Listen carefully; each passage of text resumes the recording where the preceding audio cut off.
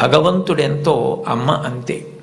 మీరు మహాత్ములైన వారి ఎవరి జీవిత చరిత్ర పరిశీలించండి. అమ్మకి నమస్కారం చెయ్యకుండా, అమ్మ గొప్పతనం చెప్పకుండా లేరు.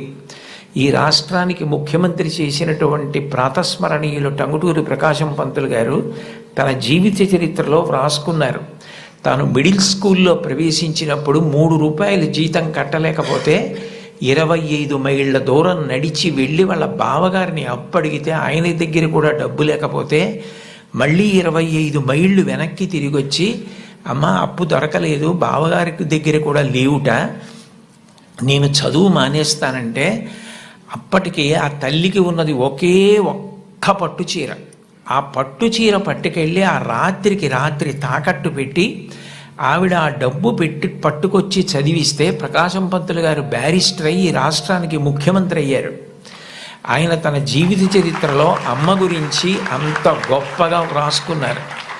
ఏపీజే అబ్దుల్ కలాం గారు, ఆయన పేరు చెప్తే పిల్లలు పరవశించిపోతారు. కాకినాడలో ఒకసారి నేను గోశాలకు వెడుతుంటే సాయంకాలం వేళ పిల్లలు స్వచ్ఛందంగా, అదేం ఎవ్వరూ నిర్వహించింది కాదు, వాళ్ళంతట వాళ్ళుగా బయటికి వచ్చి కొవ్వొత్తులు పట్టుకుని ఎడుతున్నారు కొంతమంది. నాకు ఏమిటి ఇక్కడ ఏమీ కనపట్టలేదు, ఇక్కడ ఏమీ నినాదాలు లేవు, నడిపిస్తున్న వాళ్ళు లేరు, పిల్లలు ఎందుకు కొవ్వొత్తులు పట్టుకుని వెళ్తున్నారని నేను వాళ్ళని అడిగాను, ఏమ్మా ఎందుకు ఎడుతున్నారని.